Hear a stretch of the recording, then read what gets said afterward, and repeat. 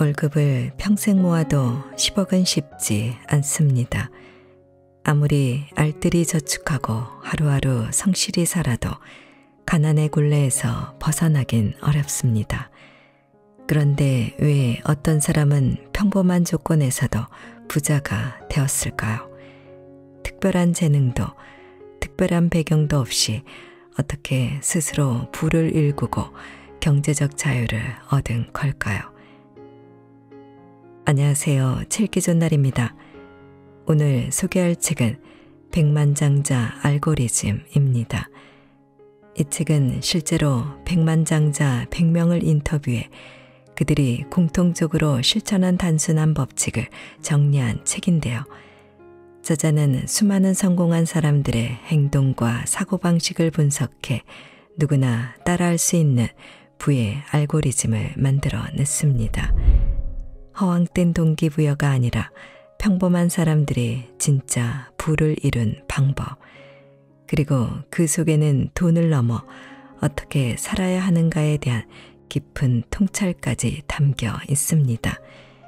그렇다면 이 책에 담긴 단순하지만 강력한 알고리즘은 무엇일까요? 과연 우리도 그 길을 따라 부자가 될 수 있을까요? 자, 그럼 지금부터 잠시 책 속으로 들어가 보겠습니다. 오늘도 책 읽기 좋은 날과 함께 좋은 시간 보내세요. 구독, 좋아요, 사랑합니다.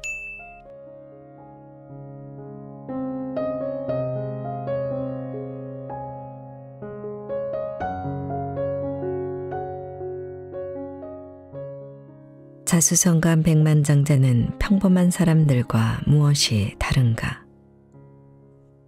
나는 평범한 월급쟁이와 평범한 월급에서 부를 일군 사람들 사이에 어떤 차이가 있는지 직접 눈으로 확인하고 싶었다.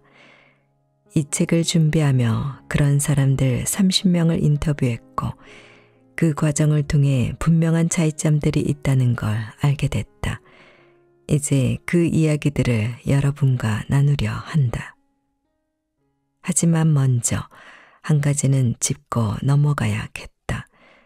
당신이 상상할 만한 성공한 사람의 전형적인 모습, 좋은 집안, 좋은 학교, 뛰어난 재능은 핵심이 아니라는 점이다.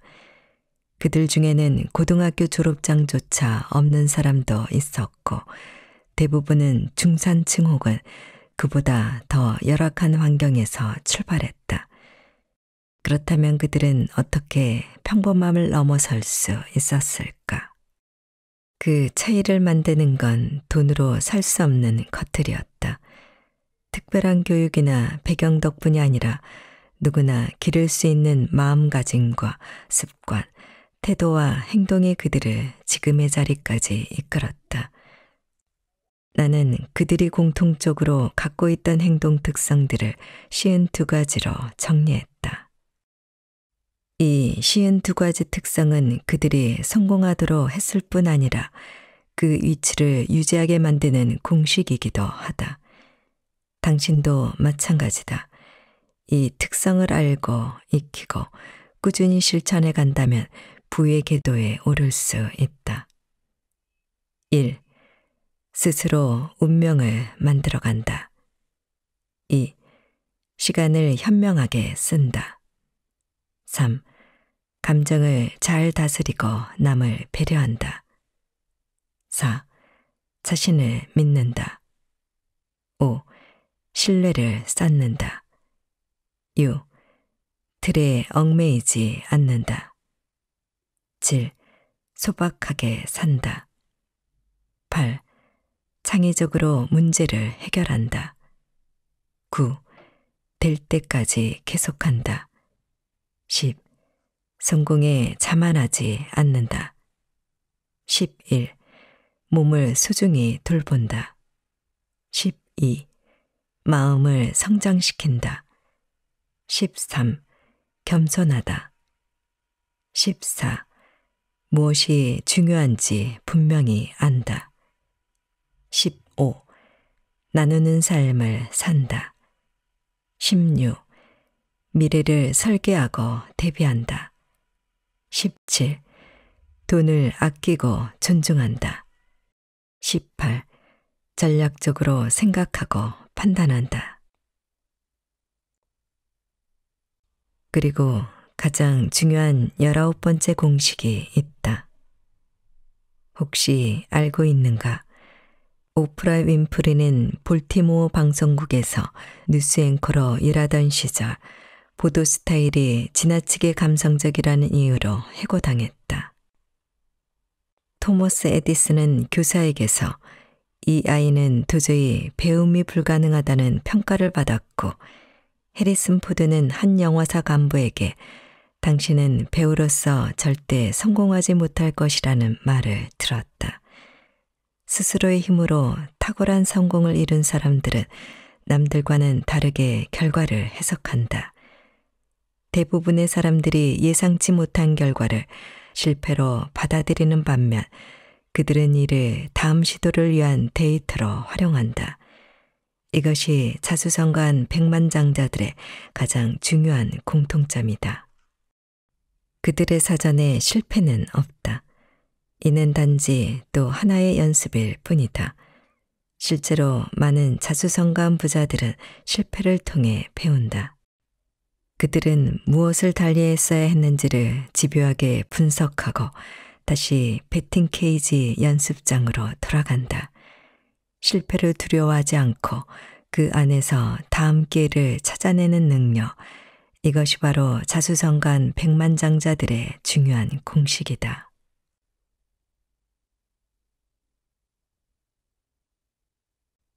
똑똑한 사람일수록 인생이 안 풀릴 때 이것부터 바꾼다. 밤을 새워가며 스스로의 도덕성을 분석하는 사람은 거의 없다. 시험대에 올랐을 때야 비로소 자신이 진실한 사람인지를 알게 될 수 있다. 백만장자 코니 로렌츠의 사례는 진실함 덕분에 크나큰 보상을 받은 대표적인 경우이다. 코니는 매우 가난한 집에서 자랐다. 그래서 직장 생활을 시작한 뒤 월급날까지 기다리지 않고 공과금을 낼 수 있었을 때 벌써 성공한 기분이 들었다. 회계팀장이 된 그녀는 직원들이 많은 돈을 벌어들이고 있음에도 회사가 왜 대금을 지급하지 못하는지 이해할 수 없었다. 그러던 어느 날 코니는 사장으로부터 퇴사한 직원의 횡령이 의심된다며 조사해보라는 지시를 받았다. 그녀는 조사 과정에서 회계장부가 맞지 않는다는 사실을 눈치챘다. 곧이어 사장부터 말단 직원까지 모두가 횡령을 일삼고 있으며 그 바람에 회사의 재정이 나빴다는 사실을 알아냈다. 게다가 회사에는 이중장부가 존재했고 사주는 다른 도시에 살고 있어서 이 사실을 모른다는 것도 알게 됐다. 그녀는 회사에서 나가는 모든 물품에 대해 해당 부서에 책임을 지우고 들여오는 모든 물품에는 주문서를 요구하는 간단하고도 확실한 방법을 쓰기 시작했다. 수치를 속일 수는 없으므로 횡령은 줄어들었고 코니는 점차 회사를 흑자로 돌려놓을 수 있었다. 그 사이에 코니는 사주에게 근거로 제시할 자료들을 모았다. 8개월 동안 자료들을 수집한 끝에 지난 5년간의 회계장부를 완전히 새로 작성하였고 그 결과 사라진 돈이 150만 달러 이상이라는 사실을 알게 됐다. 다른 주에 사는 사주에게 그의 절친한 친구이자 경영을 맡긴 사장이 바로 회사 돈을 횡령해온 장본이었다고 알렸던 날은 코니의 인생에서 가장 힘들었던 날이었다. 회사 소유주는 그 다음 날 당장 비행기를 타고 회사에 와서 사장을 해고했다. 그리고 회사 상황이 호전될 때까지 자신을 도와준다면 코니에게 회사를 넘기겠다고 말했다. 그의 말이 진심이라고 생각하지는 않았지만 코니는 마치 자신의 소유인 것처럼 헌신적으로 회사를 운영했다.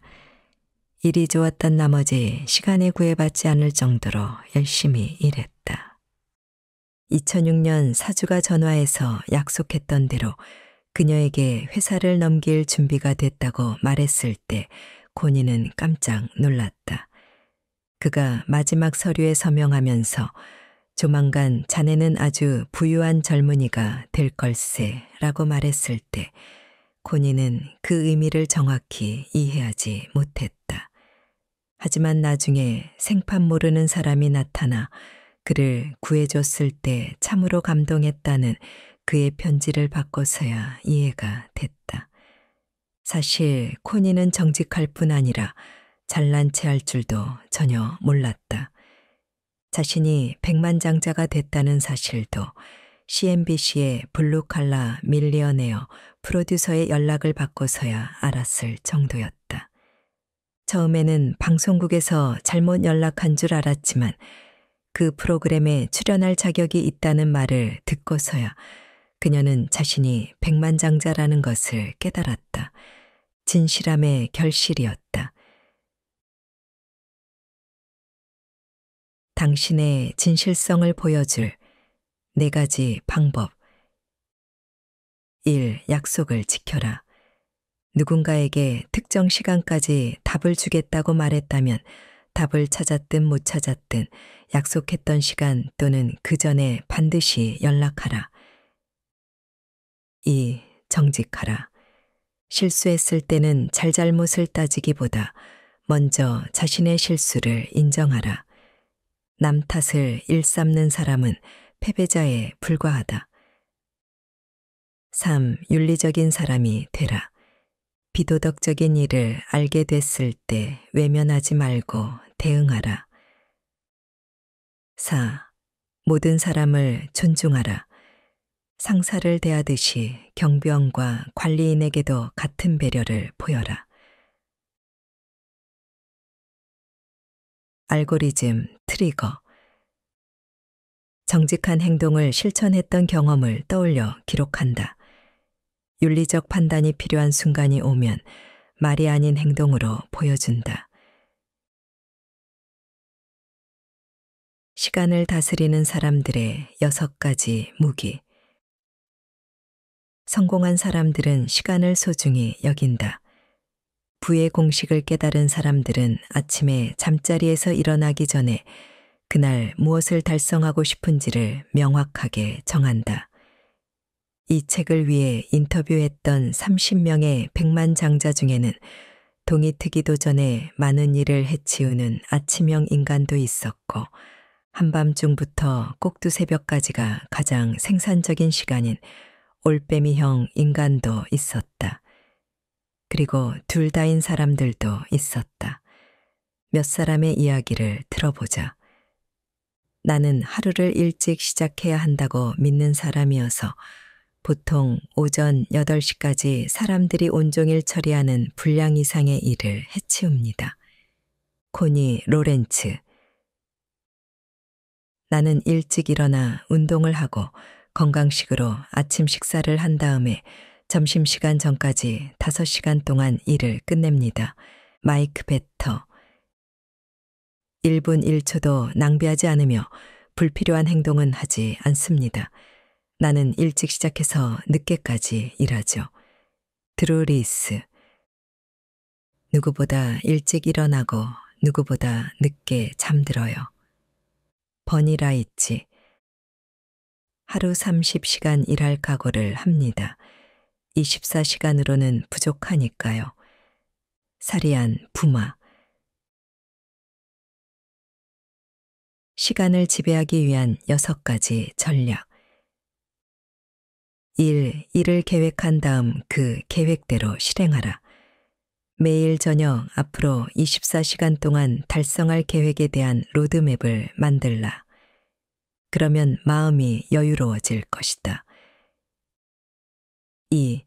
일과 놀이의 균형이 맞도록 계획 목록을 작성하라.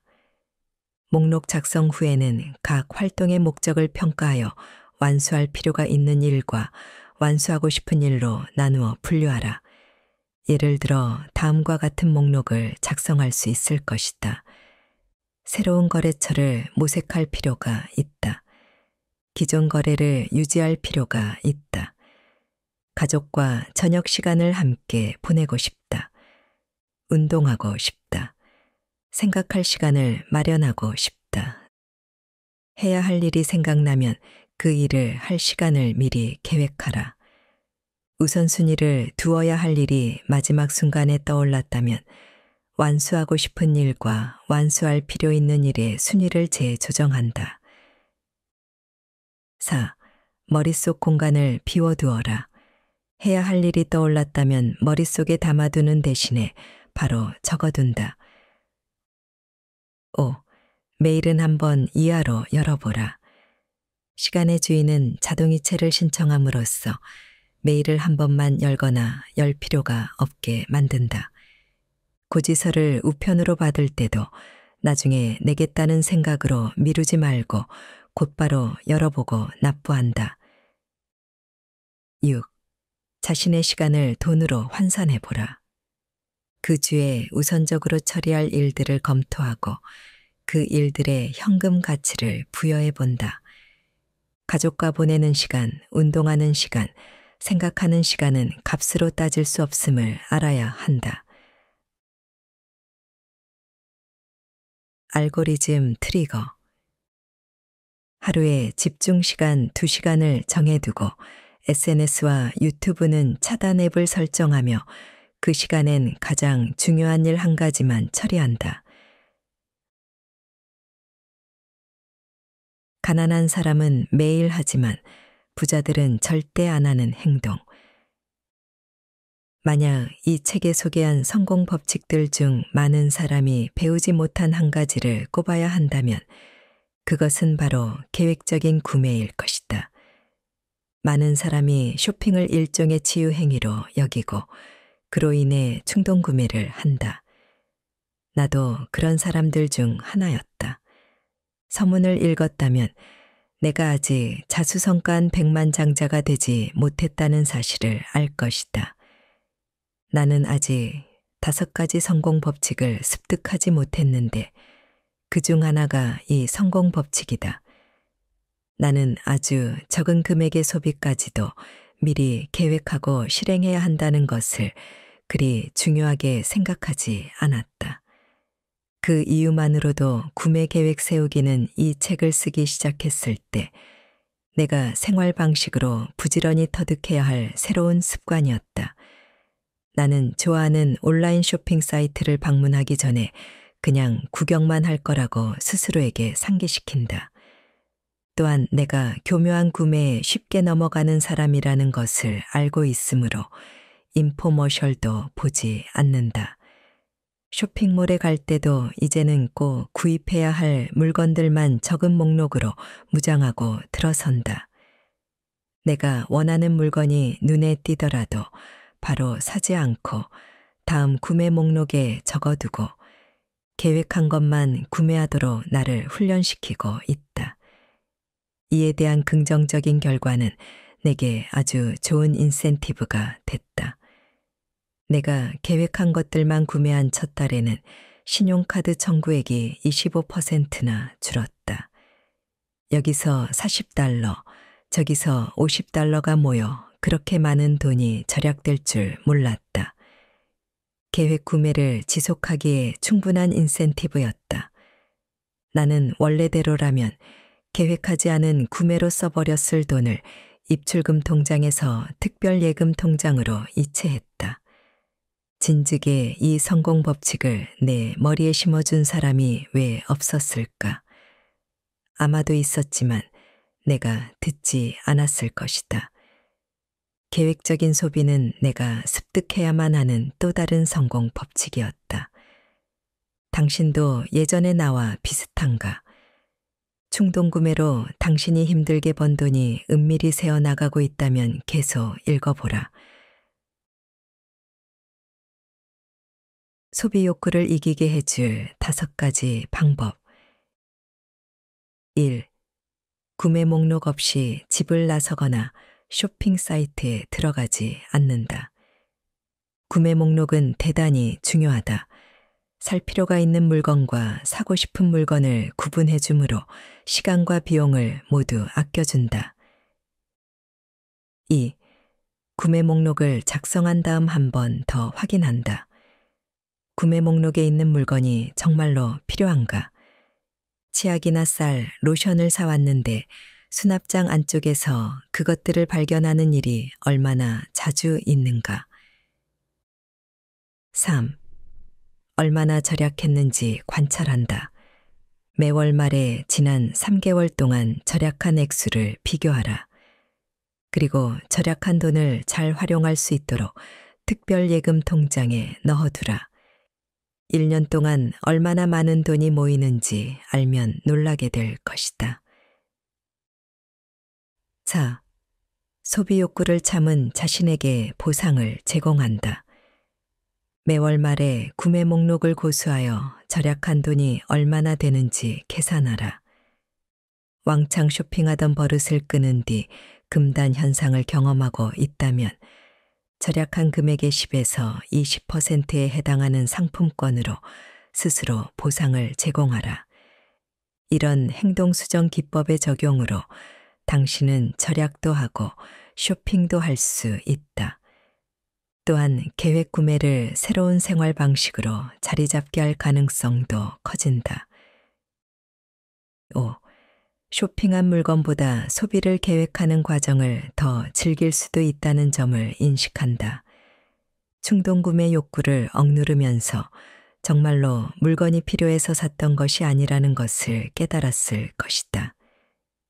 무계획적 소비는 당신에게 일종의 치유 행위였을지 모른다.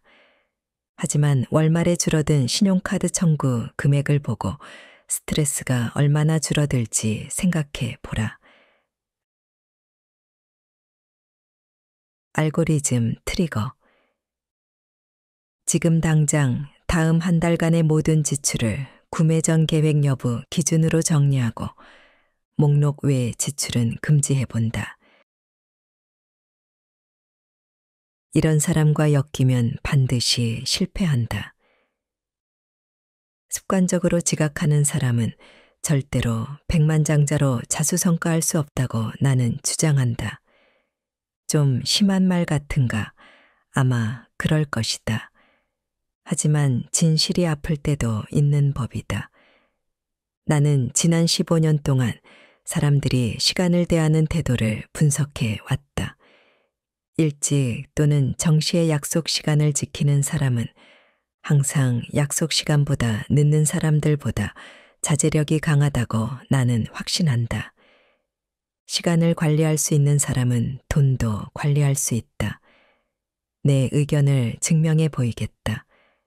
한 사람의 이름을 써보라. 그가 대체로 약속 시간에 일찍 온다면 그의 이름 옆에 이를, 대체로 정시에 도착한다면 물음표를, 항상 늦게 온다면 L을 표시해보라. 이름 옆에 L 표시가 있는 사람이라면 감히 말하건대 돈 관리도 서툰 사람일 것이다. 그렇지 않다면 아마 물려받은 재산이 있는 사람일 것이다. 이름 옆에 이 또는 물음표 표시가 있는 사람은 감히 말하건대 재무 관리도 훌륭한 사람일 것이다. 시간을 관리할 수 있다면 돈도 관리할 수 있다는 내 의견이 증명됐는가? 피프스 서드뱅크의 전 CEO이자 이사장인 조지 셰퍼는 직원들에게 시간 엄수를 강조하며 약속보다 5분 빠른 것은 10분이 늦은 것이다 라고 늘 말하고는 했다. 나는 25년 넘게 이 은행에 자문하며 지켜보았고 그의 직원들 99.9%가 연수 프로그램에 미리 또는 정시에 도착했다. 그것이 조직에서 기대되는 행동이었기 때문이다. 당신이 시간을 잘 지키는 사람이라면 축하를 보낸다. 백만장자로 자수성가하는 데 필요한 자질을 확실히 갖추고 있으니 말이다. 반대로 시간을 안 지키기로 유명한 사람이라 해도 시간 엄수의 법칙을 실천할 의지만 있다면 아직 희망은 있다. 다음은 시간을 엄수하는 사람으로 거듭나기 위한 지침 2가지이다.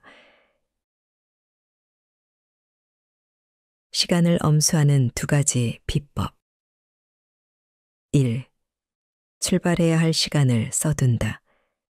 몇 시까지 어딘가에 가야 할 일이 있다면 도착해야 할 시간이 아닌 출발해야 할 시간을 써둔다. 2. 약속 장소까지 가는데 걸리는 시간을 여유 있게 잡는다. 그러면 스트레스를 최소화할 수 있다. 특히 예기치 않은 교통체증 시에 더욱 유용하다. 이 법칙에 숙달된다면 자연스럽게 재무 관리도 잘하게 되는 부수적인 효과를 얻게 될 것이다. 두고 보면 알게 될 것이다. 알고리즘 트리거. 약속 전날 밤 옷이랑 가방만 미리 챙겨도 아침이 수월해진다. 단 3분의 준비로 여유로워지고 시간 잘 지키는 사람이라는 인상도 자연스럽게 따라온다. 결국 성공하는 사람들이 반드시 지키는 습관. 예기치 못한 암울한 상황에 직면했을 때 당신은 과도하게 부정적인 반응을 보이는가? 아니면 저 속에서도 좋은 일은 있을 거야 라고 긍정적으로 생각하는가? 자수성가한 백만장자들의 공통적 특성은 아무리 심각한 상황일지라도 긍정적인 자세를 유지한다는 것이다. 부정적인 사람은 불쾌한 상황을 해결할 수 없는 문제로 볼 때가 많다. 그러나 긍정적 태도를 가진 사람은 같은 상황을 다른 시각으로 본다. 그들은 자신에게 닥친 상황에 침울해하기보다 그 상황을 어떻게 대처할 수 있을지를 고민한다. 부정적인 사람은 스트레스를 주는 상황을 문제로 해석하는 반면에 긍정적인 사람은 문제 해결사가 된다. 그리고 긍정적인 생각은 부정적인 생각보다 에너지를 덜 소모한다. 자수성가한 백만장자들은 확실히 긍정적인 사람들이었다. 아마 그런 긍정성 때문에 혼자 힘으로 성공하고 유명해질 수 있었을 것이다. 그들은 아무리 어려운 상황에서도 왜 이런 일이 내게 생기는가? 라는 한탄에서 벗어나 상황의 밝은 면에 집중한다. 긍정적 자세는 나의 유전적 특성이라고 확신한다. 사실 나는 지나친 낙천주의자여서 종종 사람들을 짜증나게 만든다. 내 긍정적 태도에 나조차 놀랐던 2가지 상황이 특히 기억난다. 상황 1. 나는 9년간 탔던 자동차를 바꾸고 싶었지만 새 차의 구입을 정당화할 명분이 없었다. 그러던 어느 날 아이들을 축구 연습장에 데려다 주던 중 다른 차가 내 차를 들이받았다. 다행히 아이들이나 가해 차량에 탄 사람들은 다치지 않았지만 나는 차 앞 유리에 머리를 부딪혀 병원에 실려갔다. 내가 응급실에서 엑스레이 결과를 기다리고 있는데 경찰관이 사고 보고서를 작성하러 와서 내 차가 완전히 망가졌다고 알려주었다. 나는 속상해하기는커녕 그럼 이제 BMW를 사도 되겠네요 라고 물었다. 그러자 경찰관이 이봐요, 제정신이에요 라고 반문했다. 나는 어쩌면요, 뇌진탕인지 검사하고 있거든요 라고 응수했다. 경찰관은 놀랐을 것이다. 나는 정말 뇌진탕으로 진단받았다. 그리고 일주일 후에 빨간색 BMW를 구입했다. 상황 2. 긍정적인 자세가 보상받았던 또 다른 상황도 또렷이 기억난다. 31년 전 컨설팅 회사를 차린 지 9개월쯤 됐을 때였다. 회사 지분을 50% 보유한 3명의 동업자들은 애초에 경영에는 관여하지 않기로 했었다. 그런데 어느 날 그들이 투자금을 회수하고 싶다는 통보를 해왔다. 그들의 생각만큼 회사가 빠르게 수익을 창출하지 못하자 회사를 정리하는 것을 해결책으로 본 것이었다. 몹시 화가 날 수도 있는 상황이었지만 그들이 회사에서 발을 빼려는 것이 오히려 내게는 기회로 보였다. 마침 변호사인 친구가 있어서 나는 그와 머리를 맞대고 의논했다. 우리가 생각해낸 해결책은 새 동업자의 투자금을 2년에 걸쳐 상환하고 그들이 갖고 있던 지분을 내가 사들이는 것이었다. 모두에게 윈윈인 합의에 도달한 후 나는 회사에서 빠지고 싶다는 그들의 바람이 내게 전화위복이 됐음을 깨달았다. 회사를 키워가는 동안 4명보다는 1명의 생계만 책임지는 편이 훨씬 쉬우니 오히려 잘 됐다는 생각이 들었기 때문이다. 그런 긍정적 자세는 결국 보답을 받았다. 그로부터 3개월 뒤 9개월간 칼럼을 투고했던 게니스의 한 신문사로부터 내 칼럼을 주 1회 정기 연재하자는 연락을 받았다. 2개월 뒤에는 $20,000짜리 계약도 따냈다. 가장 좋았던 점은 전 동업자 3명에게 나쁜 감정이 전혀 생기지 않았다는 것이다. 나는 2년 뒤 그들을 프리랜서로 고용하기까지 했다. 잡지 잉크의 객권 편집자 제프리 제임스는 칼럼에서 태도가 성공 수준을 규정하고 제한한다고 주장했다. 낙관적인 태도를 가지면 적어도 어느 정도의 성공은 거둘 수 있다. 반면 당신의 태도가 부정적이라면 장애물을 위협이나 골칫거리로 여길 것이다. 그러나 긍정적인 태도를 가지면 장애물 앞에서도 흥미 또는 재미까지 느낄 것이다. 나는 이 책을 위해 인터뷰했던 자수성가형 백만장자 스티브 험블에게 긍정적인 태도가 그의 인생을 어떻게 변화시켰는지 물었다. 그는 상황이 잘 풀릴 때는 긍정적 태도를 유지하기 쉽지만 진짜 도움이 되는 건 상황이 힘들 때라고 말했다. 스티브는 2008년 금융위기 당시의 이야기를 들려줬다. 그의 회사인 크리에이티브 홈 엔지니어링도 어려움을 겪은 시간이었다. 사실 한동안은 그의 회사가 살아남을 수 있을지 확신하지 못했을 정도였다. 스티브는 믿을 수 없을 만큼 스트레스가 심했고 당연히 그런 곤란한 상황이 달갑지 않았다. 그는 가족뿐 아니라 직원들과 그 가족들까지 부양해야 한다는 부담감에 짓눌렸다. 상황이 암울하기만 했던 그때 스티브는 정직하지 못한 행동을 할 기회도 많았지만 늘 고객에게 아주 진실하게 대해왔다는 사실을 떠올렸다. 그리고 그는 정말로 최선을 다하고 있었다. 설사 모든 게 잘못되더라도 자신의 정직성과 평판은 잃지 않을 것이라는 생각으로 위안을 느꼈다. 그런 한 줄기 긍정적인 마음이 어떤 일이 닥쳐도 괜찮다고 생각과 태도를 바꿔준 덕분에 그는 당시의 공경에서 벗어나 성공할 수 있었다. 스티브 험블은 긍정적인 업무 환경의 중요성에 대해서도 이야기했다. 2004년 크리에이티브 홈 엔지니어링을 설립하면서 그가 세운 목표 중 하나는 긍정적인 업무 환경을 유지하겠다는 것이었다. 그는 근사한 이력서를 제출한 사람보다 가까이 하고 싶은 사람을 고용하는 데 초점을 두었다.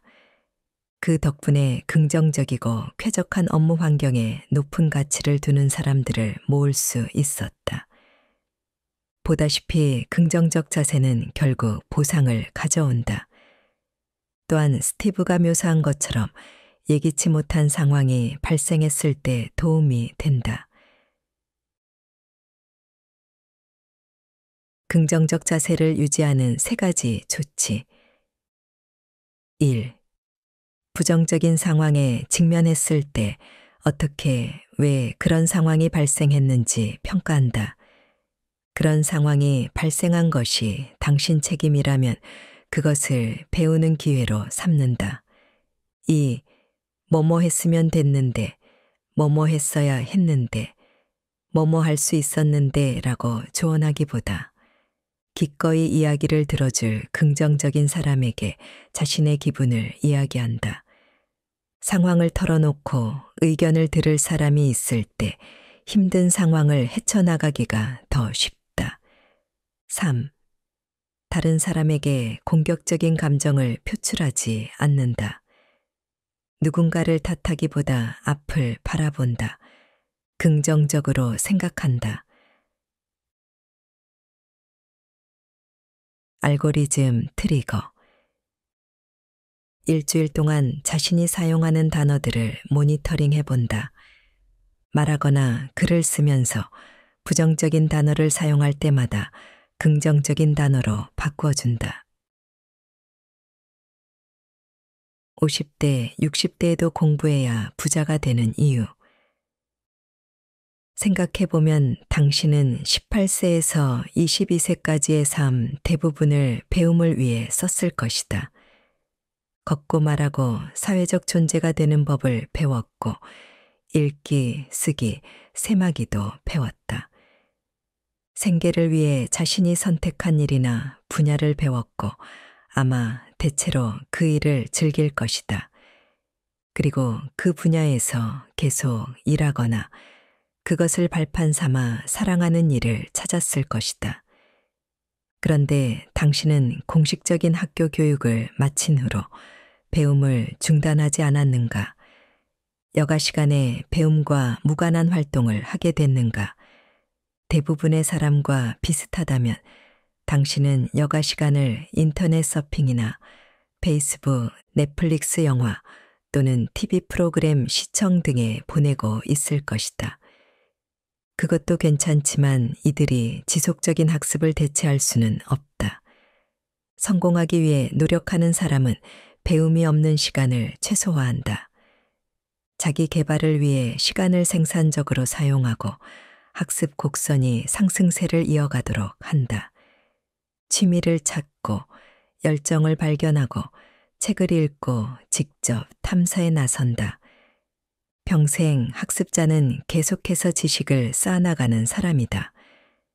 35번째 성공 법칙에서 등장했던 토머스 콜린은 자수성가한 백만장자 177명의 습관을 5년간 조사했다. 2016년에 출간된 습관이 답이다에서 그는 그들 중 87%가 하루에 30분 이상 책을 읽는다고 밝혔다. 그들은 단순히 재미를 위해 독서를 하는 것이 아니라 지식을 습득하고 유지하기 위한 독서를 하는 것으로 조사됐다. 콜린은 자수성가한 백만장자는 전기, 자기계발서, 역사서, 세 종류의 책을 읽는다는 사실을 알아냈다. 생각해보라. 매일 30분 동안 책을 읽는다면 1년이면 30권의 책을 읽게 된다.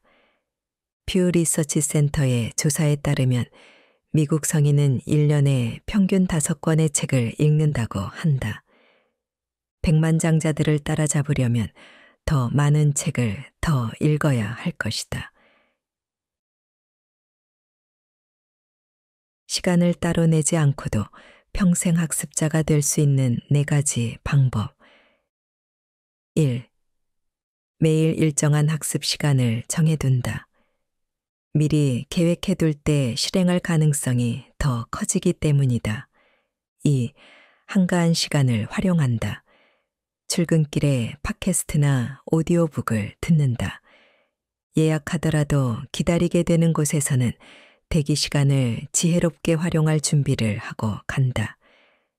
낭비되던 시간이 평생 학습 시간으로 바뀔 것이다. 3. 당신이 닮고 싶은 사람에 관해 읽고 이야기를 듣고 경험한다. 위대한 사람이 되고 싶다면 성공한 사람들에 관한 책을 읽어라. 인생의 난관을 극복하고 싶다면 역경을 극복한 사람에 관한 책을 읽어라. 4. 평생 학습은 당신의 정신을 단련시킨다. 지적 능력을 향상시킬 뿐만 아니라 성공 법칙 한 가지를 새롭게 습득시켜 줄 것이다. 알고리즘 트리거. 관심 있는 분야의 온라인 강의를 지금 당장 수강 등록한다. 내가 만났던 부자들은 전부 이걸 나눈다. 선행 나누기 원칙은 자수성가형 백만장자들을 성공하게 해주는 법칙이었고 앞으로도 그럴 것이다. 이 이타적 행동은 이 책을 위해 인터뷰했던 백만장자들의 삶에서 공통적으로 확인된 특성이었다. 그들은 다른 사람들에게 돈뿐 아니라 자신의 시간을 나눠주는 선행 나누기를 한다고 했다. 선행을 베푼 대가로 그들은 무엇을 얻느냐는 질문에 그들은 이구동성으로 다른 사람에게 베푼 선행 자체가 보상이라고 했다. 이 책을 위해 인터뷰했던 백만장자 제이슨 필립스는 30대에 큰 성공을 거뒀다. 건실한 그는 텍사스주 플레이너에 위치한 필립스 홈 임프루브먼트의 사장이다. 선행 나누기의 이점을 잘 아는 그는 그와 가족들이 다른 사람의 삶을 풍성하게 해줄 때 그들 자신의 삶도 더 풍성해지는 효과가 있었다고 했다. 어떤 선행 나누기를 했느냐는 질문에 그는 시간과 돈을 나눠준 이타적 행동 몇 가지를 들려줬다. 아버지 같은 인물이 없는 아이들이 많으니 멘토가 필요하겠다는 생각이 들었습니다. 그래서 일주일에 하루는 일을 쉬고 아이들에게 무술을 가르치면서 품성을 길러주려고 노력했습니다. 결과가 어땠는지 확인하지는 못했지만 괜찮습니다. 아주 많은 사람들이 내 삶에 믿음을 보내주었듯이 내가 그들의 삶에 믿음을 보내주었을 뿐이니까요. 덕분에 저도 에너지를 얻었고 그 해에는 일주일에 4일만 일했는데도 사업이 급성장하는 신의 축복도 받았죠. 길가에 사람이 서 있어서 모르는 사람이었지만 차를 세우고 도와줬죠. 마트에서 계산하려고 줄을 서 있는데 카트에 이유식과 기저귀를 가득 실은 남자가 앞에 서 있었어요. 그가 계산하려는데 직불 카드가 읽히지 않더군요. 우리 가족은 그가 산 물건들을 대신 계산해 줄 기회를 얻었죠.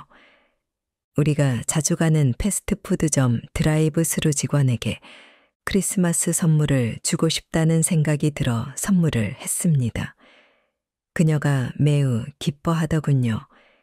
이처럼 당신은 여러 방식으로 선행 나누기를 실천할 수 있다. 미소와 같은 작은 행동으로도 충분하다.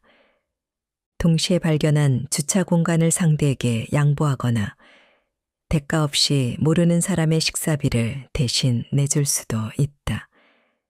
심지어 아무런 보답을 기대하지 않고 누군가의 학비를 대줄 수도 있다.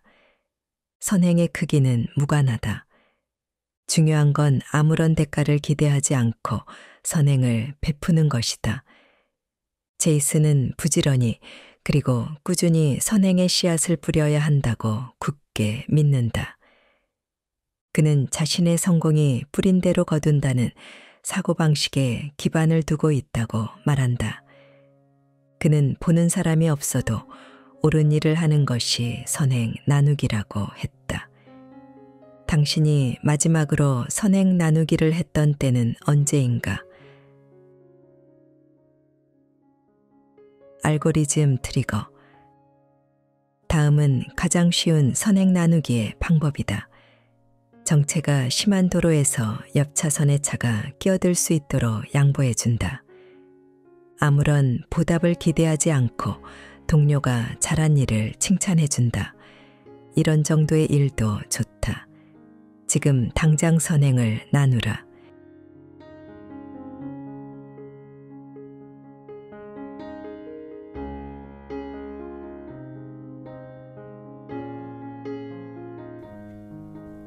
책 읽기 좋은 날 오늘은 여기까지입니다.